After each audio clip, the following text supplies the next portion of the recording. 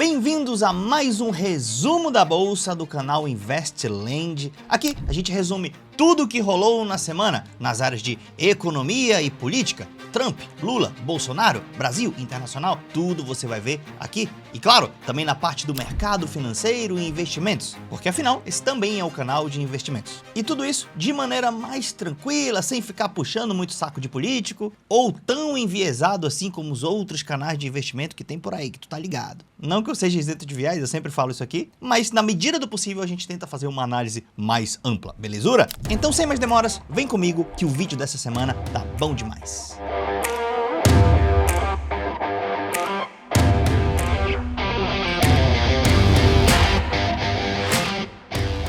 Sei que você quer saber as fofocas políticas, mas calma que já já eu te conto por quê. Vamos saber primeiro como está a nossa Bolsa Brasileira depois de tudo isso que aconteceu essa semana aí com o Bolsonaro, que a gente vai falar daqui a pouco, foi preso e tal. Então basicamente o Ibovespa essa semana operou no 0 a 0, caiu apenas 0,26%, se mantendo na casa dos 142 mil pontos. Aí está o gráfico na sua tela e você pode ver que esse número é basicamente um recorde nominal, então a gente está nos recordes ainda do Ibovespa, tá? E olhando para os nossos outros índices, os índices do fundo imobiliário cresceu essa semana 1%, SP500, que é a principal bolsa dos Estados Unidos, cresceu 1,33% essa semana, está ali perto das máximas, e VVB11 que espelha o SP500, inclusive eu tenho esse ETF, e o dólar, olha só, caiu 0,92% essa semana, fechando a 5,36, e já tem os 3 programas que eu tô falando aqui. Aonde está o influenciador de investimento das senhoras e senhores, que tá tudo escrito no canal deles que eu sei, que falava que o dólar ia bater R$7. Fala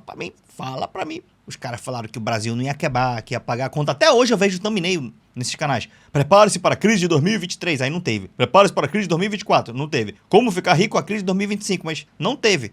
Aí, Daniel, tu tá falando que tá o paraíso? É óbvio que não. Eu mesmo tenho várias críticas, inclusive críticas ao próprio governo atual. Mas assim, não é justo você falar que tá uma crise gigantesca com o dólar caindo, o Ibovespa na máxima, o desemprego em bons números, o PIB crescendo moderadamente, e a gente não tá com hiperinflação, tá? Inclusive a inflação dos alimentos tá caindo, a gente teve até deflação nesse mês agora de agosto. Então, pô, cara, tu dizer que isso é uma crise é uma forçação de barra, né? É aí que mora o viés. O cara não gosta do governo atual, aí ele fala que é crise.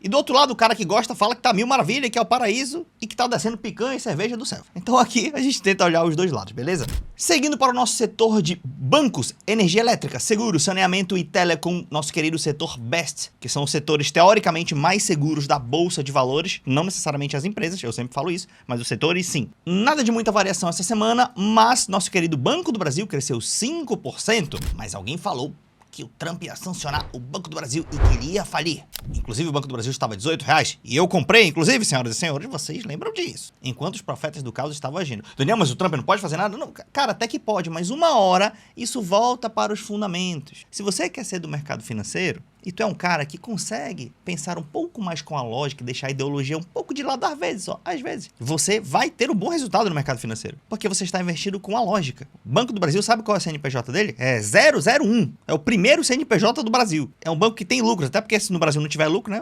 É um cartel de bancos. Mas enfim, um banco que tem lucro. Banco que ajuda até a galera do agro, enfim. E agora na crise, entre aspas, que teve uma inadimplência do agro lá, e safra baixa, enfim. Ele ainda lucrou bilhões e bilhões e bilhões de lucro. Então assim, vocês às vezes sempre superestimam o caos, né? Essa caixa de investimentos aí do YouTube, eles superestimam tudo. Que o Estado brasileiro é terrível, que o banco é terrível, que o Trump vai matar todo mundo e etc. Depois, as coisas se precificam e você vê que o caos não era tão grave quanto parecia. E quem aproveita para comprar, acaba ganhando. Então valorizou 5%. Meu preço médio de Banco do Brasil, pra vocês terem uma ideia, é R$17, tá? E hoje está em 22, fora os dividendos que a gente ganha. Beleza? Continuando aqui, para você tirar um super print das nossas commodities. A JBS, a gente não tá mais aqui com esse ticker, atualizando os preços, tá? Daqui a pouco eu vou colocar outra empresa aqui para semana que vem. Mas algumas das principais empresas do setor de commodities estão aqui. Petrobras e Vale com pequeno crescimento essa semana, mas nada de muito diferente aconteceu. Foi apenas uma variação normal, tá? E agora, profecia dos economistas, como que os economistas e o mercado financeiro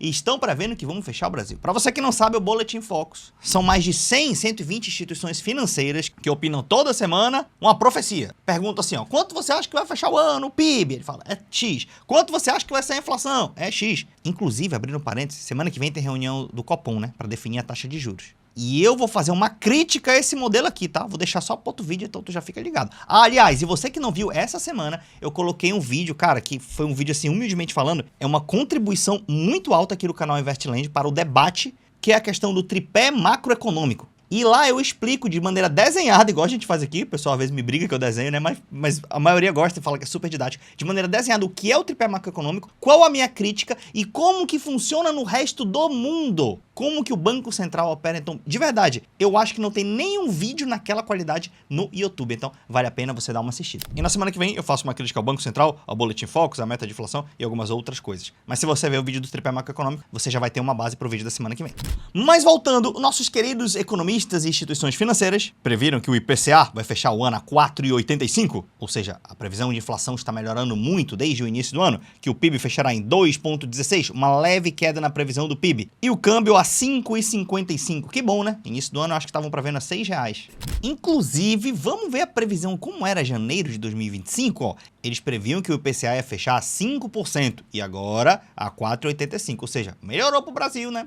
Eles previam que o PIB ia crescer só 2% e agora 2,16. Uai, melhorou para o Brasil, né? E eles previam que o dólar ia fechar a R$6, né? Poxa, que pessimistas. E agora eu tô prevendo a 5,55, sendo que o dólar hoje está 5,35 e eles previram a R$6. Poxa, então melhorou para o Brasil, né? Que engraçado. Os economistas e as instituições financeiras prevendo algo ruim, depois o Brasil se sai melhor. Será que isso já aconteceu antes? Será que isso tem um viés ideológico no meio? Será?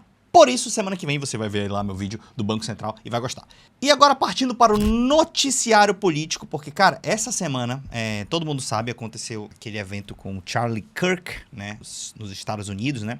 Ele foi assassinado, você sabe, né? Não quero falar essa palavra, não sei o nível de strike do YouTube. E a revista Time, ela fez essa capa, tá? Inclusive eu peguei ainda agora essa capa, não cheguei a ler nem nada, só vi a capa.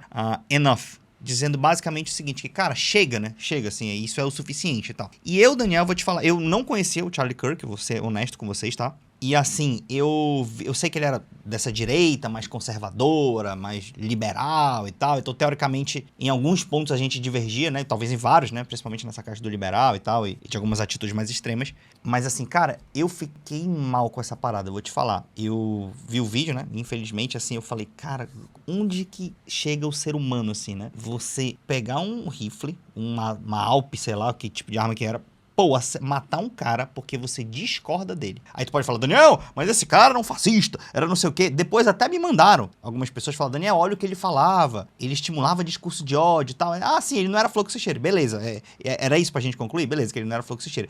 Vamos piorar então? Vamos dizer que ele era o Satanás na Terra. O Satanás, o capiroto e tal. Mesmo que ele fosse pior do que aparentemente ele era, porque pelo que me mandaram ele realmente era meio complicado. Mas assim, vamos até piorar, vamos dizer que ele é um ser humano pior. Justifica você pegar uma arma e, pô, matar ele? Aí eu falei isso pro amigo meu, né? Que é mais à esquerda e tal. E ele falou, mano, não justifica. Eu falei, então pra que tu tá querendo me comprovar que ele era um fascista, que ele era não sei o que e tal? É pra justificar que tinha um motivo pra ele morrer? Ele falou, não, Daniel, é só pra ver que ele também fica estimulando isso e acaba animando os dois lados e tal. Mataram a Marielle. Que aí é outro lance também, o da Marielle. Porque o da Marielle eu não vi o vídeo, nem quero ver, e nem tem esse vídeo, eu acho, né? E eu vi muita gente da direita postar o lance do Charlie Kirk, mas na época da Marielle não postou. É como se só acontecesse com a direita. Cara, mataram o cara do PT no dia do aniversário dele. Ele tava com um bolo lá do PT e do Lula. Entraram e mataram o cara no dia do aniversário dele. Então, assim, esses extremismos acontecem dos dois lados. E, de novo, antes de tu querer, lá no fundo, justificar... De novo, pior mesmo. Pensa que é o capiroto. Não justifica matar. Ah, Daniel... Mas o que a gente faz então? Aí o que você faz, querido? Você faz... imagina, aparece um cara aí propagando uma ideologia maluca que ele tá liderando pessoas para criar um exército, para matar outras pessoas e cometer um genocídio de massa, enfim. Não justifiquei eu pegar uma arma e matar o cara. Aí como é que a gente faz? A gente faz mobilização popular, a gente denuncia pra polícia, a gente cria aparato estatal pra dizer isso aqui pode, isso aqui não pode, isso aqui é as linhas da Constituição, o nazi não pode aqui, o fasci ou sei lá o que do I não pode aqui. E esse deve ser o jogo. Agora, o que ocasionou? Ocasionou o seguinte. O pessoal da direita fica falando que o pessoal da esquerda comemorou. Eu não sei se eles estão sendo muito justos com isso. Eu vi pouca gente de esquerda comemorando. Eu vi um influenciador, assim, dando... meio que fazendo descaso, o que eu achei ridículo isso aí. Influenciador mais à esquerda e tal. Mas assim, comemorar, eu não vi. Pode ter que tenha até uma evidência anedótica. Mas a direita tratou isso como se todo mundo estivesse comemorando e todo mundo da esquerda são mais pessoas. E aí, qual a consequência disso? Eu já vi gente da direita falar, olha aí, não tem negociação com eles. Olha aí, com eles é assim, acabou. Só vai resolver quando também matar. Aí já veio a resposta do outro lado. Primeiro, generalizou todo mundo, tem um maníaco lá que aparentemente é de esquerda, a gente não sabe, ou você já sabe, não traçaram aí na ficha dele, mas aparentemente ele é. E aí esse lado generalizou todo para fazer que tudo isso aqui é criminoso. E aí eu não duvido nada que daqui a pouco tem gente matando aqui. Gente, mataram a Marielle e o cara do PT também. Esse lado aqui já matou pra cá também. Então, mano, se entrar nessa noia, eu só estou matando porque o outro está matando, ou meu lado é o bom e o outro é errado, sabe onde isso dá, né? Dá em guerra civil isso aí, bicho. Não tô falando que isso vai ter nos Estados Unidos, nem no Brasil, nem nada. Mas, cara, eu não gosto. O meu canal, a gente tem o nosso viés, a gente não é um... A gente é diferente dos outros canais do YouTube, a gente é um pouco mais desenvolvimentista, nacionalista e tal. Não sou comunista, como eu falei. Tem gente que é comunista aqui no canal, bem-vindo também, todos são bem-vindos. Mas assim, eu sou diferente dos outros canais do YouTube, você já percebeu. Mas essa parada aqui, de ficar comemorando morte, de não sei o que, de que é assim mesmo, não me bota nesse jogo aí não. Não me bota nesse jogo aí não. Agora, olha só, eu vou fazer uma outra provocação aqui também. O Bolsonaro, vocês viram que ele foi preso agora, né? Eu vou já falar dessa notícia aqui do Bolsonaro, que o STF condenou e tal. Eu, Daniel, não sou a favor de anistia nem nada. Pra mim, a galera tentou dar um golpe mesmo. Só tinha dois motivos da galera tá lá, invadindo lá o Palácio do Planalto e as estruturas do Estado. O motivo 1 era apenas uma manifestação em que eles invadiram, em que eles não tinham o intuito de tirar o Lula do poder. Se você acha que foi só vandalismo e que eles apenas vandalizaram e eles não tinham o intuito de tirar o Lula, beleza. Se você acha isso, beleza. Então não é uma tentativa de golpe, foi só vandalismo, né? Agora, na minha cabeça, eles sim tinham o intuito de tirar o Lula, tanto antes quanto depois. Eles queriam isso, e Bolsonaro flertava com isso, e teve a denúncia do Mauro Cid. Enfim, então eu não sou a favor de anistia, já deixei minha opinião aqui. Claro que a dosimetria tem que ser alguma coisa justa. Claro que, assim como eu criticava na Lava Jato, o Sérgio Moro, por aparentemente não ser imparcial, dá pra criticar o Xandão também. Pô, ele bate lateral, ele cabeceia, ele faz tudo junto e tal, então é meio estranho isso aí. Mas assim, na prática, sobre o evento lá do golpe de Estado, da anistia, então eu não sou a favor disso. Beleza, então você já sabe a minha opinião. Então aqui do canal, às vezes você, sei lá, é um comunista, tem alguns comunistas aqui, como eu falei. Vou fazer uma provocação pra você. A galera lá da direita tentou dar um golpe de Estado, né? Beleza. E se eles tivessem trocado essa palavra por revolução? Calma que é só uma pergunta, fica tranquilo. Ah, é a revolução bolsonarista, é a revolução da direita. Por que eu estou falando isso? Porque o comunismo de internet, de YouTube hoje, ele tem a famosa revolução brasileira que ele quer fazer. Que inclusive eu acho um nome bem didático, é um marketing bom assim, tá? Mas assim, é só uma pergunta, tá? Você sabe que eu não sou muito ofensivo aqui nos meus vídeos.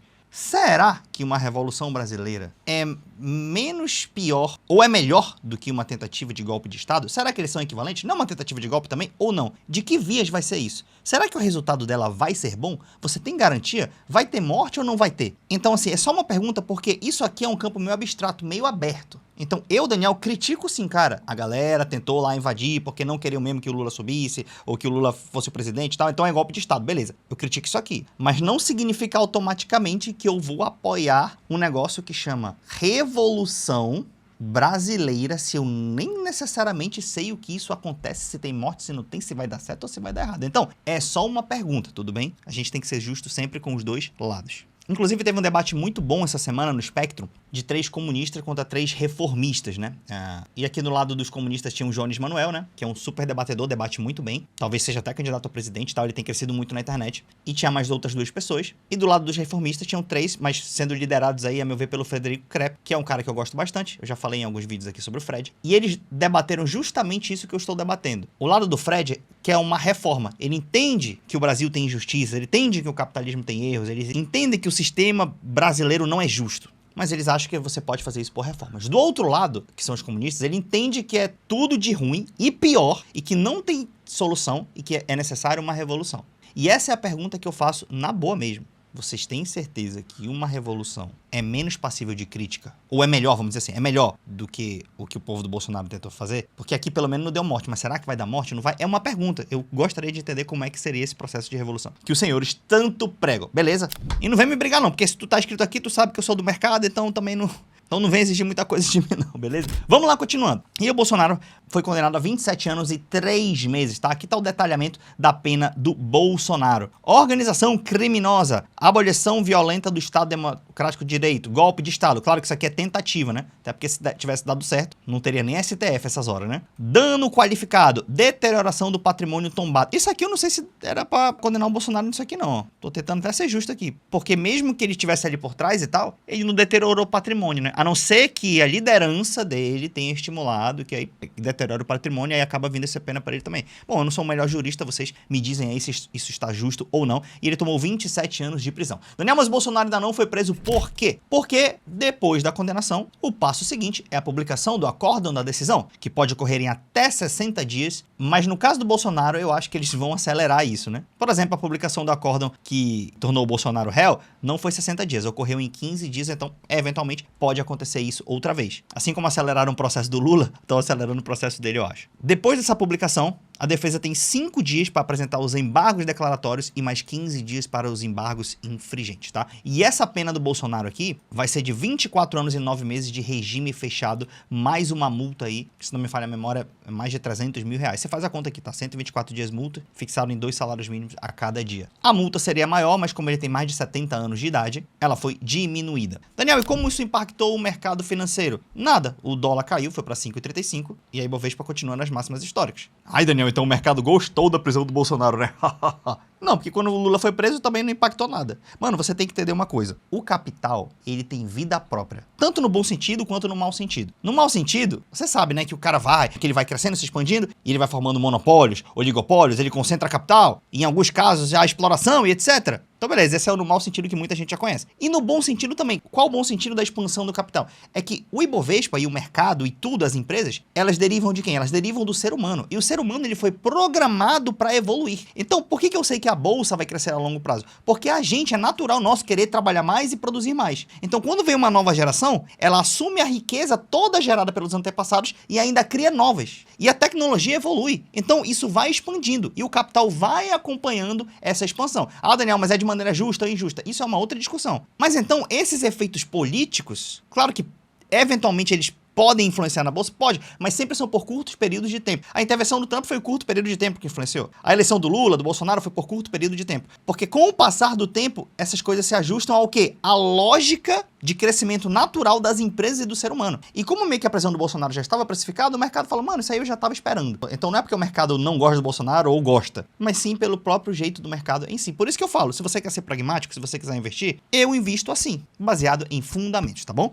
E aí, dos votos que condenaram o Bolsonaro, foi 4-1, tá? Nos ministros do STF. Esse um voto que não condenou o Bolsonaro, só que, claro, ele perdeu pela maioria, foi do ministro Luiz Fux, que eu lembro pra vocês, o famoso In Fux We Trust. Onde surgiu essa expressão? O senhor Deltan Dallagnol com o senhor Sérgio Moro, quando estavam lá na época no processo contra o Lula, que era a mesma acusação, só que do outro lado agora, que tinham juízes parciais, no caso, e o Moro que era o juiz, né? E que estavam dando superpoderes pra ele e tal. O Moro, na conversa vazada pela Vaza Jato, falou o seguinte: In Fux We Trust. E olha que o Fux foi indicado pelo PT, hein? Se eu não me engano, você pode checar, o Fux foi indicado pela Dilma, tá? Então o Sérgio Moro mandou essa, que a Vaza Jato expôs. E aí, agora, outra vez, com relação ao Bolsonaro, o Fux, como que ele votou? Ele fez um voto lá de horas, horas e horas e horas. Ele pegou bastante pesado, ele meio que jogou contra os outros ministros do STF, botou os caras meio que numa situação desconfortável. Eu achei até que ele faltou um pouco a hombridade, sabe? Ali do STF e tal, porque ninguém fez isso com ele, né? Mas ele fez isso com os outros. E ele disse que o Bolsonaro basicamente não tinha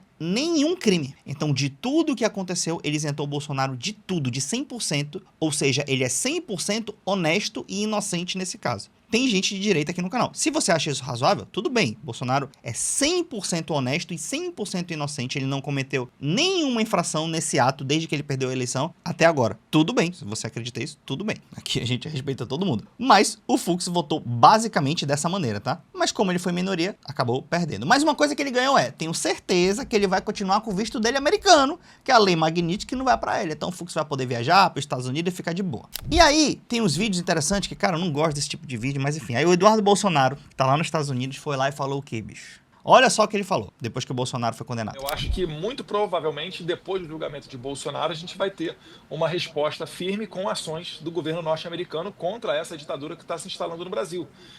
Vocês podem ter certeza que o presidente Trump não ficará satisfeito ou conformado em ver um regime no Brasil se consolidando tal qual ocorreu com a Venezuela. Então a gente fica muito feliz que ele tenha voltado as suas atenções para o Brasil. Como Alexandre de Moraes já foi sancionado e a própria lei fala que quem presta apoio ao sancionado incorre nas mesmas penas, você tem aí também a possibilidade de acelerar esse processo. E se for interpretado que esses outros juízes, como eu acredito que estão sim prestando apoio a Alexandre de Moraes, eles também estão incorrendo na aplicação da Lei Magnitsky. Bom, basicamente ele tá torcendo para que os outros sofram Magnitsky também, só que ele tá torcendo para mais coisa. Eu quero que você veja o poder de uma narrativa. O que é narrativa? É algo que o seu campo político escolhe uma palavra ou uma frase e ele fica falando repetidas vezes até tu decorar. A galera mais do campo do bolsonarismo tem isso. Eles têm um ato sincronizado muito bom. Alguém na cabeça fala uma frase, cria uma narrativa, repete ela constantemente e as pessoas todas passam a repetir. Então, uma palavra que me chama a atenção aí é a palavra regime. Eles acham que no Brasil a gente tá vivendo um regime meio que ditatorial. Só que, mano, assim, pra mim isso não é verdade. Inclusive, dia 7 de setembro agora, tinha um monte de gente na rua, né? O Tarcísio, o governador, tava falando um monte de coisa, falou do STF. Tinha um monte de gente vestida de verde e amarelo, com bandeira dos Estados Unidos e tal, que é a galera mais do Bolsonaro. E tinha gente da esquerda também na rua, em menor quantidade, porque o Lula e a parte da esquerda não sabem se mobilizar direito. Nisso aí o bolsonarismo tá anos-luz, né, nessa mobilização aí. Se bem que caiu muito, né? As manifestações bolsonaristas também eram bem maiores antes, agora estão menores. Mas de toda maneira, tinha gente lá falando. Mano, aqui na internet tem gente falando, tem comunista falando, tem liberal falando, tem um monte de gente falando aqui. Então, Daniel, mas um ou outro sofreu censura e tal. Mas, cara, no macro, você chamar isso de regime é complicado. Complicadíssimo, mas tá querendo se criar essa narrativa. Mas o principal vídeo que eu me preocupei do Eduardo Bolsonaro não foi nem esse, foi esse aqui, ó. O regime brasileiro for consolidado Regime. e tiver uma evolução igual a da Venezuela, né, com eleições que não são nada transparentes, né, sem a ampla participação da oposição, regado a censura e prisões políticas, o Brasil pode perfeitamente, no futuro, ser necessário a vinda de caças F-35 e de navios de guerra, porque é o atual estágio da Venezuela. E você não consegue mais consertar aquilo dali com remédios diplomáticos, como as sanções. Então, poderia ser um uso para o futuro, eu acho. Ó, ele falou, basicamente, que o Brasil é o regime, de novo ele usou essa palavra. E aí, que igual da Venezuela, e se ficar pior, ou se ficar em algum nível, pode vir caças e pode vir navios militares. O que os Estados Unidos têm que se meter aqui? Se aqui o processo legal, a Suprema Corte, que aqui a maioria votou contra o Bolsonaro, teve época também que a Suprema Corte foi contra o Lula, aí depois foi a favor, agora tá contra o Bolsonaro. Lá nos Estados Unidos a Suprema Corte é maioria republicana, foi indicado pelo presidente. Então, meu irmão, cada lugar vai ter um tipo de maioria. Então, assim, por isso, Bolsonaro amigo do Trump, aí ele tem que intervir aqui, mandar caça e navio. Aí você, olha só, de novo, agora eu fiz uma pergunta provocativa a quem quer a Revolução Brasileira, né, os comunistas. Mas você aí, que é o patriota, né, patriota de bandeira dos Estados Unidos, né, e de Brasil, e de um monte de bandeira que você usa ao mesmo tempo. Já parou pra pensar mesmo se você fica feliz de outra nação vir aqui com instrumentos de guerra só porque prenderam o político que tu gosta, ou só porque o político que tu não gosta tá na presidência? Tu já parou pra pensar se isso é bom mesmo? Tu tem certeza desse precedente? Porque, meu irmão, se tu gostar desse precedente, a gente tá frito. Você não parou pra raciocinar no que você tá pensando, tá? E aí, o mais chocante é que ele falou o seguinte: ah, mas se no Brasil as eleições forem manipuladas, já dando brecha, tipo, se o Lula ganhar de novo, porque o Lula tá na frente das pesquisas, né? Aí pode ter isso e tal. Então, isso pra mim, tu tá tomando atitudes ditatoriais, golpistas, e tu tá acusando o outro lado de ser ditador. Isso que eu não acho justo. Outra coisa, parece que o Trump até respeita a eleição, né? É o mesmo método, cara. Perde a eleição e fala que é fraude. Ó, lembra que o Trump perdeu a eleição pro Biden e agora o Trump ganhou. Por quê? A galera tava satisfeita com a inflação nos Estados Unidos, votou no Trump e o Trump votou democraticamente. O Trump foi eleito democraticamente agora. E o Biden foi lá, passou a faixa pra ele, fez todo aquele ritual simbólico, de boa. Mas quando o Trump perdeu a eleição pro Biden, você se lembra que ele ligou lá pro estado da Geórgia, que ele tinha perdido, e olha o que ele pediu. I just want to find 11,780 votes, which is one more than we have. Então, ele perdeu a eleição, ligou pro cara lá e falou: mano, só acha pra mim 11.780 votos, cara. É o suficiente, ou seja, o que é isso? É uma tentativa clara de intervir na eleição. Tentativa clara de fraudar. Só que acuse outro do que você faz, né? Então eles tentam fraudar a eleição. Aqui impediram um monte de gente no Nordeste lá de votar, fazendo barricada para os ônibus não passarem. Então, você tenta fraudar a parada, tenta lhe dar um golpe, mas você acusa que o outro lado é o fraudador. Sendo que quando o Trump perdeu, ele fez isso. E quando o Biden perdeu, ele foi lá e passou a faixa. Ele falou: "Welcome back, Donald." Ou seja, bem-vindo de volta a casa, Donald. Então, assim, me preocupa porque que mundo estamos vivendo em que um acusa o outro lado de fazer o que ele faz. E aí me preocupa porque pode virar o lance disso aqui, ó. Um acusar o outro lado disso, ó, pá, e começar a fazer isso de um lado pro outro, tá? E pra fechar, falando de eleição, parece que o presidente Lula melhorou a aprovação. Saiu um Datafolha aí agora esses dias, que a aprovação do Lula empatou com a desaprovação em 48%, tá? Já na Ipsos e PEC mostra um pouco diferente, né? Aqui o bom é 30% e o regular é 31%. Então tem gente que gosta de somar os dois, 61%, né? Mas respeitando as métricas, tá? Vamos ver a tendência, tá? Que é o seguinte: o Lula é ruim péssimo para 38%, mas em junho eram 43%. Ele é regular para 31, mas antes eram 29, ou seja, aumentou o número de regulares e aumentou o número de ótimo e bom, que era 25 e foi para 30. Então aumentou regular e aumentou bom. Por isso que tem gente que gosta de colocar o regular a seu favor, né? Veio da onde isso? Veio de uma base de queda do ruim e péssimo. Então, são boas notícias aí pro Lula. Se fosse hoje a eleição, eu imagino que ele ganharia por pouco, se fosse hoje, tá? Teve vídeo aqui no canal Investland, de uns 5 meses atrás, que eu falei que se a eleição fosse naquela data e o Bolsonaro pudesse concorrer, ele ganharia. Eu dei essa opinião baseada em quê? Baseado nas pesquisas da época, no comportamento do Lula, do governo na época e na avaliação. Pesquisa não é perfeito, mas se você olha várias delas, é uma métrica razoável de você avaliar. E agora, eu mudei de opinião porque a pesquisa mudou de opinião. Ela diz agora que o Lula está na frente. Então, como a minha opinião é sempre baseada mais em dados, eu creio que o Lula ganharia por pouco. Naquela época ele perderia por pouco, hoje ele ganharia por pouco. Não sabemos como vai estar em 2026. A gente sabe que político gosta de fazer medida populista. Então, Bolsonaro colocou lá 200, 300 bi na eleição. A Dilma fez isso, o pessoal fala que ela fez estelionato eleitoral. O Fernando Henrique Cardoso fez isso, você pode ver no meu vídeo do tripé macroeconômico. E eu não duvido nada que o Lula faça algumas medidas. Fizeram agora uma medida do gás, que eu sou até a favor, inclusive, mas assim, houve uma crítica de que foi eleitoreiro. Pode ser também. Eu preciso estudar melhor sobre essa medida para ver se realmente é mais caráter eleitoreiro ou realmente é um caráter que faz sentido, estrutural e tal. E ano que vem a gente vai ficar de olho para ver como que o Lula vai se comportar. Ele tem algumas coisas a seu favor. O primeiro é a isenção do imposto de renda até 5 mil, medida que eu sou a favor, e eu acho que a maioria da população também, inclusive algumas pessoas da direita, tá? O Haddad supostamente vai achar uma fonte fiscal que é tributar um pouco os mais ricos, eu já fiz vídeo sobre isso também, porque eu sou a favor dessa medida específica do governo, tá? Tem várias outras que eu sou contra, mas dessa medida específica eu sou a favor. Tem um vídeo no meu canal, por que eu sou a favor de taxar os ricos, mesmo sendo milionário. Procura esse vídeo aí. Então o Lula tem essa medida, e talvez se eles conseguissem voltar o lance do debate da escala 6x1, o Lula poderia dar um gás e ganhar aí a eleição ano que vem. O que é estranho é que é o seguinte, cara, eu nasci em 89, cara, e o Lula já tava concorrendo à eleição, assim. E, tipo assim, vai ser o 4º mandato dele. E a gente ainda tá aqui discutindo Lula e Bolsonaro, entendeu? É tipo, eu sinto uma falta de uma renovação, uma falta...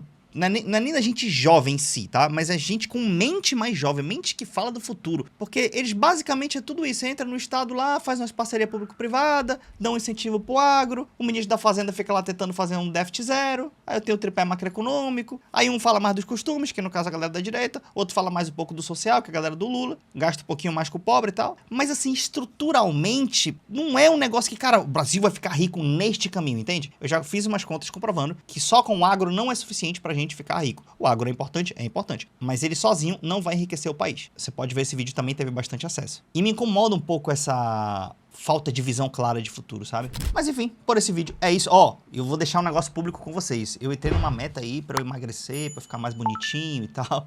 Eu dei uma engordada esses tempos. Nos próximos vídeos aí vocês têm que me cobrar. Todo resumo da bolsa eu tenho que aparecer um pouquinho mais magro, tá? Então eu estou deixando público essa meta pra vocês. Então, até o próximo vídeo de Investland.